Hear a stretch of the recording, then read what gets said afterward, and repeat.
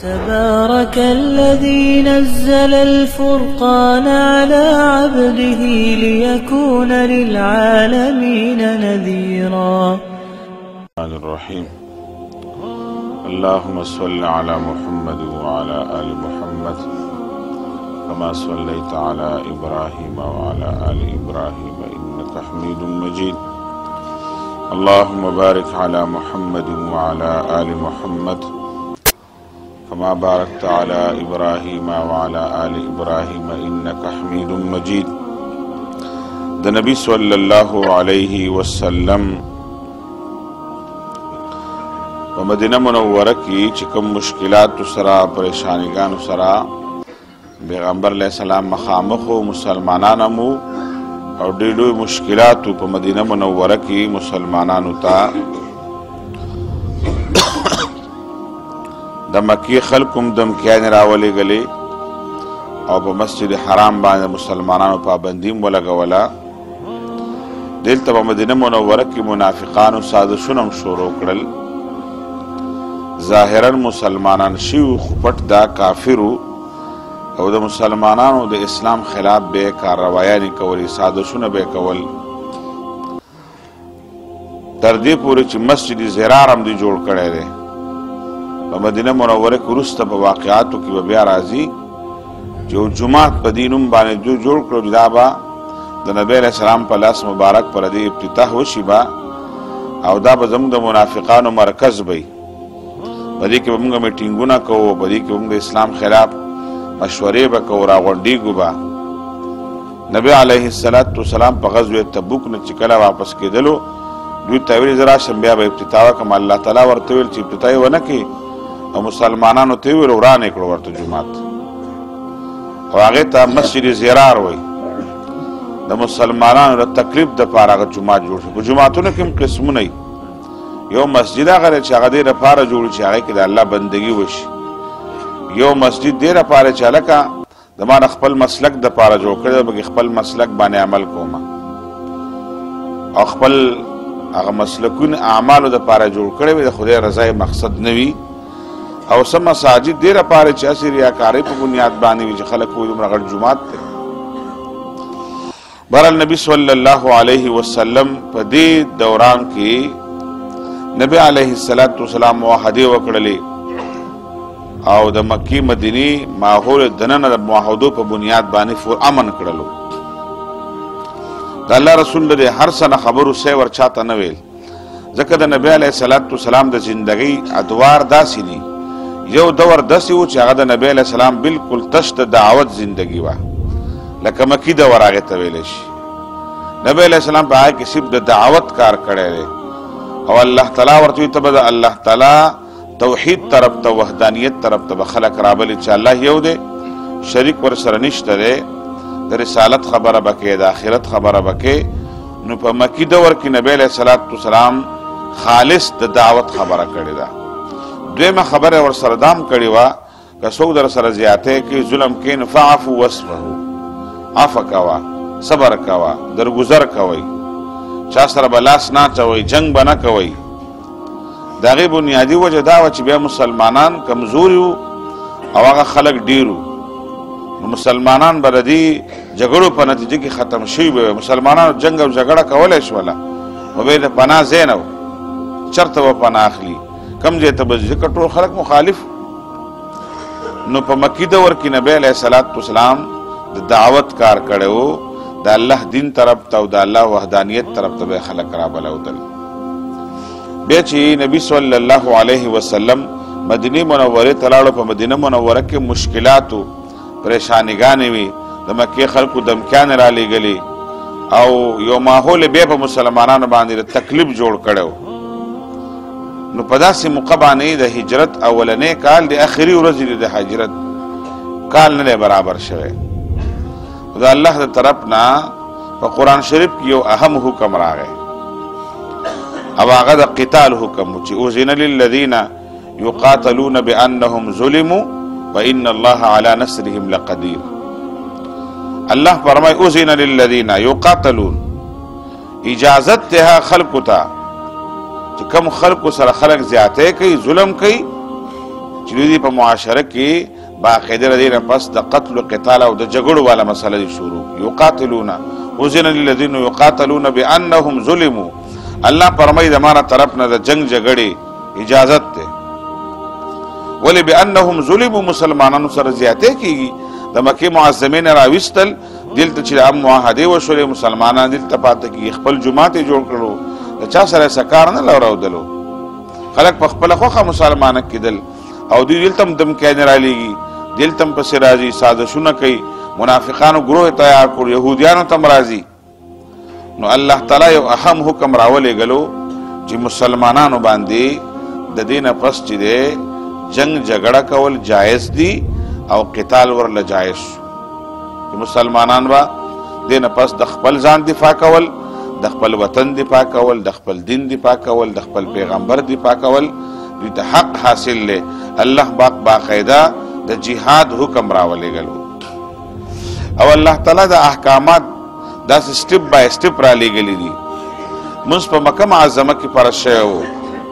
خو بیا د مسافرو د مقیمونو د منځ فرق چې په مدینه کې وشولو منځ دوه رکعاته فرض و خو بیا په مدینه کې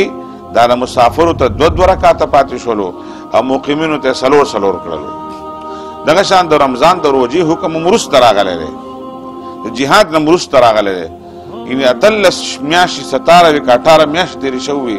د هجرت د هغې نه پس د رمضان د روزې حکم راغلی دی دغه شان د دې نه پس د تحویل قبله حکم راغلی دی تر دې وخته پورې چې دی دا په مدینه منوره کې بیت المقدس ته مونځ کېدلو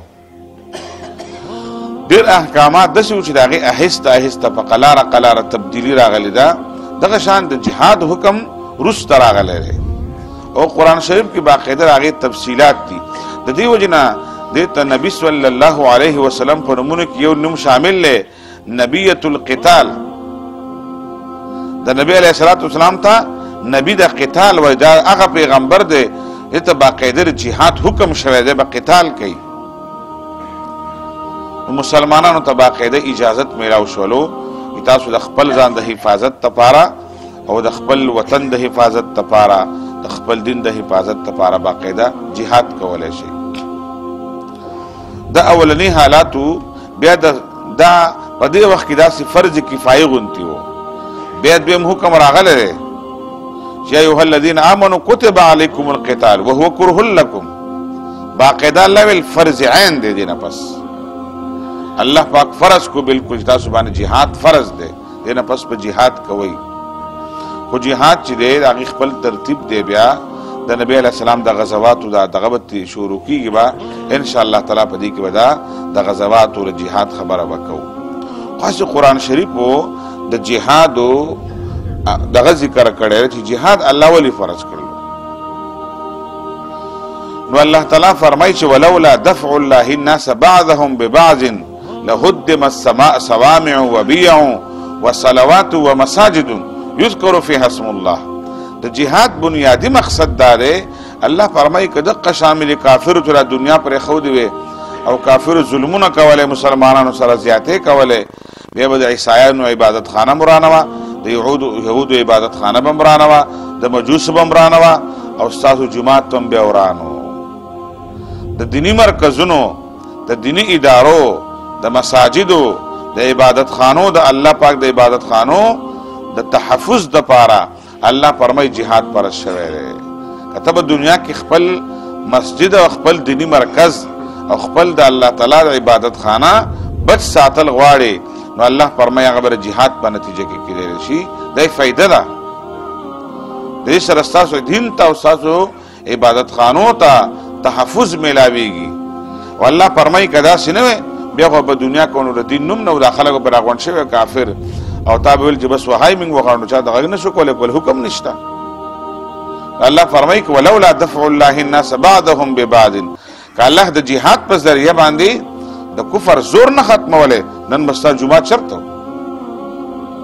نن به چرته دیني مرکز بیا نه و نه به چرته عبادت خانه او اسم هم نه و هر څه به ورانو بیا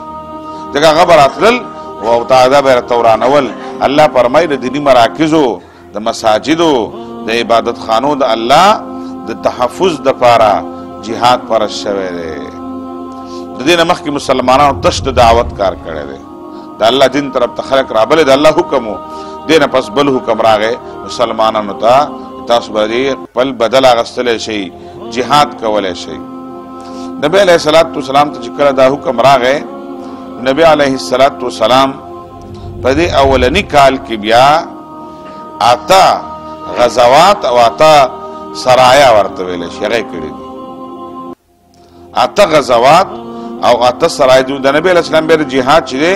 28 دي چې دي 28 غزاګانې نبی صلی الله علیه وسلم په خپله شرکت کړی په 28 کې. د دې وجې نه د سیرت په کتابونو کې او په علمي اصطلاح کې غزوات هغې جهاد عمل ته ویلی شي د کم قیادت نبی صلی الله علیه وسلم کړی دی، او سرایا هغې ته ویلی شي چې نبی علیه الصلاة والسلام بیا صحابه کرامو کې یو جماعت تیار کړی و، د هغې یو امیر مقرر کړی وي او هغې بیا لیږلی وي، هغې ته سرایا وایي. نبی علیه الصلاة والسلام په دې اولني حالاتو کې د بدر نه مخکې د جهاد د جنگی بدر نه مخکې 8 غزوات او سرایا شوي دي. نبی علیه الصلاة والسلام اولنی چې کوم نبی علیه الصلاة والسلام د کافرانو خلاف کم اولنی دسته لیږله، نبی علیه السلام به جومات ته خلک را غونډول به، او دا ټول ترتیبي عمل په جهاد کې جهاد چې دی دا نبی علیه السلام په مسجد نبوي کې ادا کړی دی. نو سعد ابن معاذ ویلو ابو لهب ته چې کله هغه طواف کولو او دا ورته سپکې سپورې ویلې، سعد ابن معاذ ورته ویل ته خو ما سره نن برک برک کېږي، ویل لار دې په ما ده، ته به شام ته نه ځې؟ ویل چې یو سړی به مرانه شام ته لاړ شي.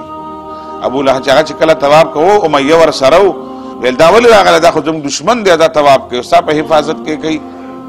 سعد ابن معاذ ورته ویل ته به شام ته نه ځې؟ ویل په مدینه منوره کې پراته یو، یو سړی به مرانه نه ځي. ابو لهب یې غلی کړلو. دا د ابو سفیان په قیادت کې او د ابو جهل په قیادت کې او د مختلفو خلکو د مکې خلکو تجارتي لار دا شام ته چې وه دا په مدینه باندې وه، د مدینې په طرف به تلل. نبی علیه الصلاة والسلام دا خو ډېر زیاتی کې دمکیان هم رالیږي، د الله رسول ته اطلاع وه چې د ابو جهل په قیادت کې د 300 کسانو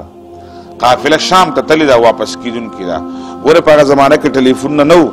د اطلاعاتو نظام و نبی علیه السلام سره. نبی علیہ السلام له الله پاک ډېر لوی مهارت ورکړی، ټلیفونونه نه و، موبایلز نه وي، داسې باقاعده څه بل څه وارلس سیسټم نه و، خو د الله رسول ته ټول اطلاعات صحیح به و. اطلاع ورته وه چې 300 کسان د ابو جهل په قیادت کې تللي دي، پیسې ورسره دي، مالونه ورسره دي او را روان دي د شام نه. نبی علیہ السلام جومات ته صحابه کرام راغونډ کړل، وی راځئ نن اولنی ترتیب جوړو، تشکیل کوو د جومات نه. نبی علیہ السلام د ټولو 8 غزواتو تشکیل د مسجد نبوي نه کړی دی. وی تشکیل کوو نن. نبی علیہ الصلاة والسلام تشکیل وکړلو د 13 کسانو او امیر یې ولا مقرر کړلو سید الشهداء حمزه رضی الله عنه. حمزه رضی الله عنه مشر مقرر کړلو، 13 کسان یې ورسره کړلو او دی بوتلل سیف البحر طرف ته. دا یو علاقه وه، دوی به دریاب د مدینې نه په یو طرف باندې بتلل، سیف البحر به ورته ویلو. نبی علیہ السلام ورته نقشه هم ورکړه، ښه په یوه یونیورسټۍ کې هم سبق نه وویل نبی علیہ السلام، ټولې نقشې به یې ورته جوړولې، ویل په داسې طرف به راځي، په دې به ځئ، په دې به ځئ، ټوله نقشه یې ورته ورکړله. نبی علیه الصلاة والسلام ورله بیا عبید ابن حارث ته جنډم ورکړله او جنډې ورته سپینه ورکړله. په جهادونو کې دا یو ترتیب نبی علیہ السلام جوړ کړی و چې د مجاهدینو سره به جنډه وه، کله به توره وه او کله به سره وه او کله به سپینه وه او کله به شنه وه. د اولنۍ سریه وه د حمزه رضی الله عنه په قیادت کې وه چې سپینه جنډې عبید ابن حارث ته ورکړله. او د جنډې مطلب به دا و چې جنډه به نیغه ولاړه وه او په د چا په لاس کې به وه، یو خو به مرګري ښکارل چې موږ هغلته نو خلک به هلته راغونډېدل په جهادونو کې. دویمه دا چې زموږ جنډه ولاړه ده، مطلب دا ده چې موږ کامیابۍ طرف ته روان یو. مسلمانانو په جنګونو کې به اوس را به شي وروسته په غزواتو کې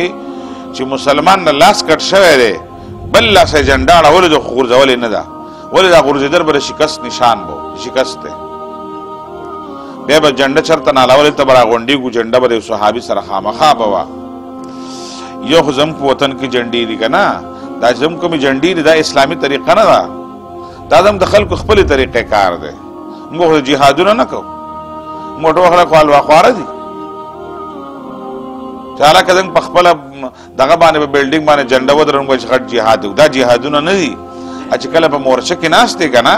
او د کافر نه ځمکه والي او مورچې ته قبضه کال ته جنډه ولګي هغې ته څه وایي جهاد وایي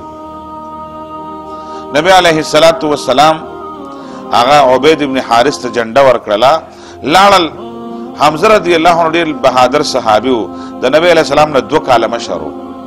رضاعي رورې و رضاعي دواړه رونه و رضاعي د هغې دواړو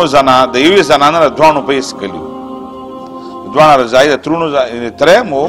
خو رضاعي رورې هم و د نبی علیه السلام حمزه او حمزه رضی الله عنه د مسلمانۍ واقعه ویلې وه چې نبی علیه السلام د صفا په دې خوا باندې تللو او ابو جهل نبی علیه السلام ته ډېرې سپکې کنځلې وکړې ډېرې غلیظې کنځلې وکړلې دې په نبی علیه السلام ګزار ورکړلو او سر مبارک ورته پهینې کړو د الله د رسول د ستره سر نه وینه رابهېدل شروع نبی علیه السلام بیا حرم ته لاړلو دې دوران کې حمزه بهر تلی و او دې د ښکار ډېر شوقي و د ښکار دا سامانونه به بدن پراته و او یو وینځه ده د یو صحابي هغه ورته وویلو صحابي په هغه کې چې و که نه به و هغه ورته وویلو چې هغه وراره دی له کنځلې هم ورته خرابې کړي دی سر یې هم بله مات کړی دی حمزه چې کله خبر شو زما وراره بېزتي شوې ده ابوجهل په حرم کې ناست و هغه لاړلو او د ښکار سامان خو ورسره و که نه دې سر له ولې هغه راواچول دا سر یې وله مات کړو او حق کنځلې ورته وکړې چې کومې نبی علیه السلام ته کړې وې دا ابوجهل ملګري په حاضر په ده پسې هغه ته مه پاسې بسې ویل هسې نه زموږ په جنګ په نتیجه کې مسلمان رانه نه شي ویل خیر دی وویلم خیر دی دې مسلمان نه شي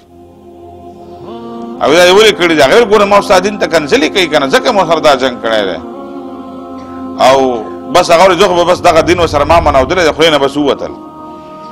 بیا نبی علیه السلام ته راغی نبی علیه السلام ته وفرمایل غالبا کور کې نبی علیه السلام بیا ورته ویل هغه بس ابوجهل مې سر هم مات کړلو او کنځلې مې ورته کړي دي نبی علیه السلام ورته ویل تره په دې نه خوشحالېږم د هغه سر دې مات کړو کنځلې دې وکړه نو په څه خوشحالېږي ویل چې ما له په کومه خبر نن سر مات کړی حق خبر را سره ومنه بس حمزه ورته ویل لاس را دې خوا کا خولې نه خبره مخکې م ختلې وه نبی علیه السلام ورته لاس سره مخکې کړلو بیعت یې ورسره وکړلو کلمې شهادت ویله مسلمان شو حمزه رضی الله عنه بیا په بدر کې هم ډېر لوی بهادري ښکاره کړې وه په احد کې بیا تقریبا داسې 15 کسان یې وژلي وو بیا د وحشي حبشي د لاس نه چې بیا حمزه رضی الله عنه بیا شهید شوی و حمزه رضی الله عنه ډېر لوی بهادر صحابي و وحشي بیا په 9 کال او که په 8 کال باندې بیا مسلمان شوی و او هغه ویل ما په زندګۍ کې یو لوی بهادر سړی وژلی دی او زه په خپله زندګۍ کې یو لویه کارنامه کومه چې کوم وحشي حبشي بیا مسلمان شولو هغه بیا په جنګ یمامه کې مسلمه کذاب چې کوم د نبوت دعوی کړې وه او هغه پسې بیا ور واوښتل او هغه یې مړ کړلو او بیا ویل چې ما حمزه شهید کړی و هغه د اسلام یو غټ سپاهي و خو ویل ما د هغې کفاره ادا کړله وحشي به ویل ما کفاره ادا کړله ویل ما هغه لوی کافر مړ کړلو چا چې نبی علیه السلام نه پس د نبوت دعوه کړې ده ویل مسلمه کذاب بیا وحشي چې دی بیا مردار کړلو بهرحال نبی علیه السلام د دې 30 کسانو قافله ولېږله لاړل حق لارې ته ورسېدل سیف البحر طرف ته ورسېدل څومره د قافلې دقه وه چې راورسېدل 300 کسان وې 150 ایماني قوت د دوی سیوا و د 300 کسانو مقابله 10 کسان به څنګه کوي سب بندي وشوله به هلته به لاس په لاس جنګ به و دا اوس واسې د بټنو جنګ دی اوس هم پکې خلک ګیرېږي ګولۍ یو 20 کیلومتر نه لرې ګولۍ ورولي بیا هم خلک ګیرېږي لاس په لاس لړۍ و دقه شان صفونه به یې لکه موږ چې یو بل سره به صفونو کې ناست یو بل به یې پېژندل یو بل ته به یې نومونه اخیستل پلار نیکه به یو بل ته یادول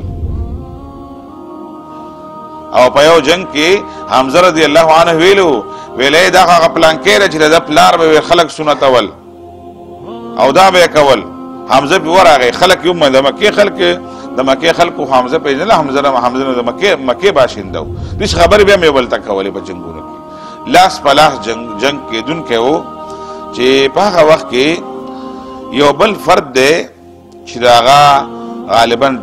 جوار نوم دی که داسې نوم دی، دی د دوانو حلیف و. د حمزه هم پیژندلو دا د مګدی او دا ابوجهل د لیم پیژندل، د دوانو حلیف و، دوانو سره تعلق و. بس دی بیا مسته شو، بس لاسونه اچول دوی ورامسته شول او بیا دوی په منځ کې د جنګ خلاصون وکړلو، ولې جنګ مه کوئ.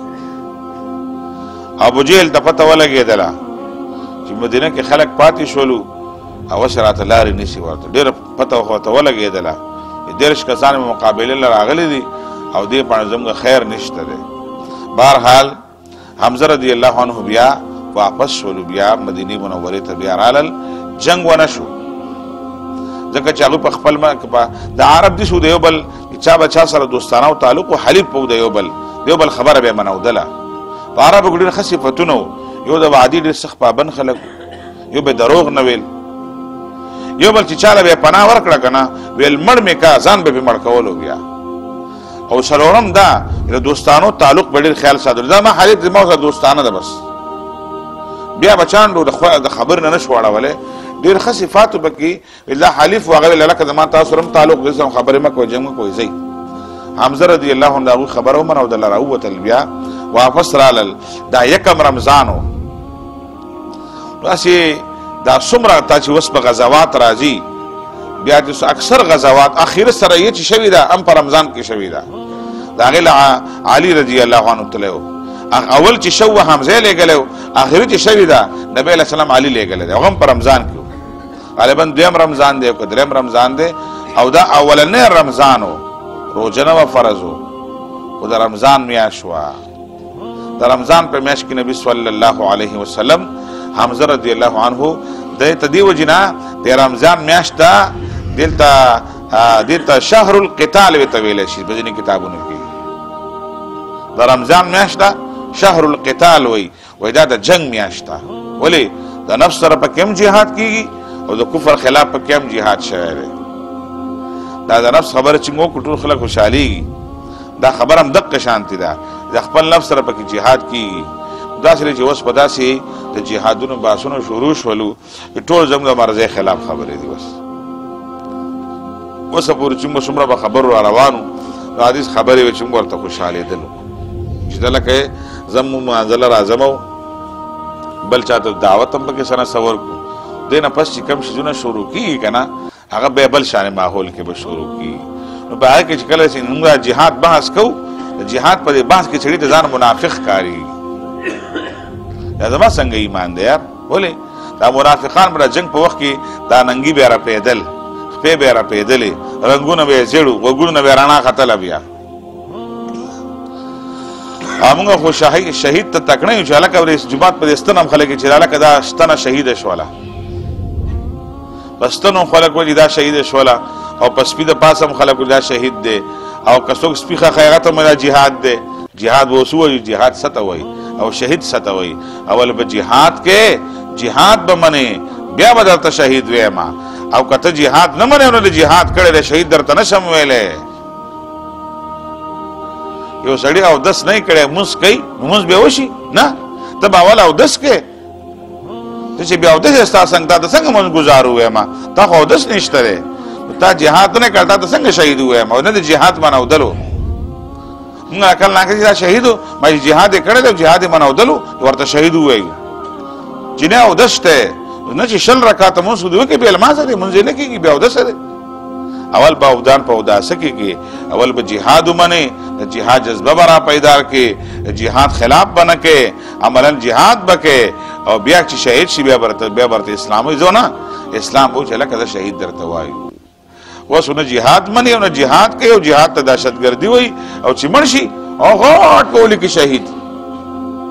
دا ما سره پلار دین نه دی چې موږ وچاله شهید ورکړو، چاله دا د الله دین دی، او چې دین چاته شهید ویله د حق ته به شهید وایو. هر کاکا ماما ته به شهید نه وایي چې هر کاکا ماما مړ کېږي او شهید دی او شهید دی. بهرحال دا خبرې به پکې راځي، دوی نه پس به انسان خپله نقشه ګوري. به زه به پکې خپله اول پکې استاد یې پیل دی، استاد یې چېرته جهاد له تللی دی نه، اول خو مولانا صاحب پیل دی، دا خلک به ورست راکاږو زموږ نبی علیہ السلام په مسله باندې ناست وي دا د نبی علیہ السلام چې تناسب دا د نبی صلی الله علیه وسلم ګدی ده دا د نبی علیہ السلام منبر دی منبرونه خو بدلیږي دا د لرګي منبر نه دی دا د محمد مصطفی صلی الله علیه وسلم منبر دی چې نبی علیہ السلام کوم کار کړی هغه کار وکړو د نبی په طریقه به ژوند تیر اوس به طریقه معلومیږي چې نبی طریقه څه ته وایي الله پاک دې موږ جهادي جذبه را نصیب کړي او الله پاک زموږ د ایمانونو نور مضبوط کړي اقول قولي هذا استغفر الله لي ولكم ولسائر المسلمين یا الله تعالی څومره بیماران دي هسپتال کې دي په کورونو کې چا پریشانونه دي یا الله تعالی ټول بیماران الله تعالی صحت کامله عاجله ورکړي ټول بیماران الله تعالی جوړ کړي ټول مسلمانانو تکلیفونه او پریشانیګانې ختم کړي یا الله پاک د خپل قهر او غضب نه بچ کړي وصلی الله نور على مر الزمان تألقا وأضاء للدنيا طريقا مشرقا وهدى من الرحمن يهدينا به للصالحات وللمكارم والتقى نور على مر الزمان تألقا